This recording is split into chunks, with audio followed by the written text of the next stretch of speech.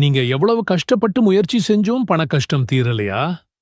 கடன் மேல கடன் வாங்கி மன நிம்மதி இல்லாம தவிக்கிறீங்களா? நம்ம தேவைக்கு அடுத்தவங்க முன்னாடி போய் கையேந்த வேண்டிய நிலைமை வந்துருச்சேன்னு வேதனைப்படுறீங்களா? கவலைப்படாதீங்க.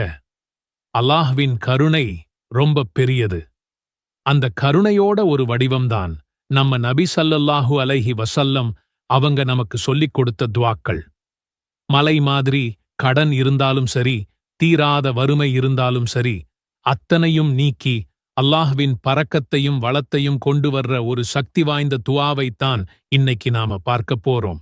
இது வெறும் வார்த்தைங்க இல்ல, இது நபி ஸல்லல்லாஹு அலைஹி வஸல்லம் அவங்க காட்டுன வழி. இன்ஷா அல்லாஹ் இந்த துஆ உங்க வாழ்க்கையில ஒரு பெரிய மாற்றத்தை கொண்டு வரும். நாம எல்லாருமே நம்ம வாழ்க்கையில ஒரு முறையாவது ஒரு பெரிய கஷ்டத்தை சந்திச்சிருப்போம். அதுதான் பணக்கஷ்டம்.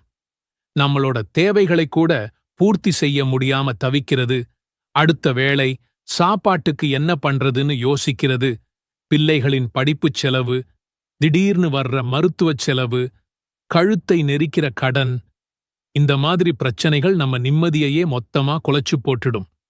நம்ம ராப்பகலா உழைப்போம், ரொம்ப கஷ்டப்படுவோம். ஆனா சில நேரங்கள்ல அந்த பண நெருக்கடியிலிருந்து வெளிய வரவே முடியாத மாதிரி ஒரு உணர்வு வரும். யார்கிட்ட உதவி கேட்கிறது, இந்த பாரத்தை எப்படி இறக்கி வைக்கிறதுன்னு தெரியாம ஒரு விரக்திக்கும் கவலைக்கும் உள்ளாயிடுவோம். இப்படிப்பட்ட நிலைமையில் இருக்கிற ஒவ்வொருத்தருக்கும் ஒரு ஆறுதலான செய்தியை சொல்லத்தான் இந்த வீடியோ.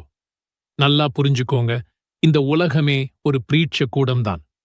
இங்க செல்வமும் ஒரு சோதனை, வறுமையும் ஒரு சோதனை.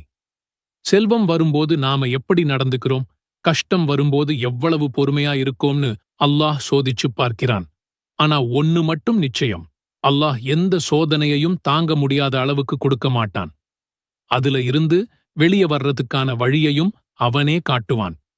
பணக்கஷ்டம், கடன், வறுமை எல்லாத்துல இருந்தும் விடுதலை கொடுத்து நிம்மதியான ஒரு வாழ்க்கையை வாழ நபி ஸல்லல்லாஹு அலைஹி வஸல்லம் அவங்க கத்துக் கொடுத்த அந்த அற்புத துஆ. இந்த துஆ ரொம்ப ஆதாரபூர்வமான ஹதீஸ் புத்தகமான ஸஹீஹ் முஸ்லிம்ல 2721வது ஹதீஸா பதிவு செய்யப்பட்டிருக்கு. அல்லாஹும்ம இன்னி அஸ்அலுகல் ஹுதா வத்துகா வல் அஃபாஃப வல் கினா.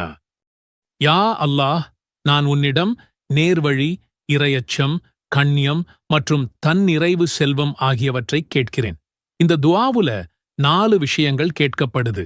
அதுவும் சும்மா ஏனோதானோன்னு இல்ல, ஒரு அழகான வரிசையில கேட்கப்படுது.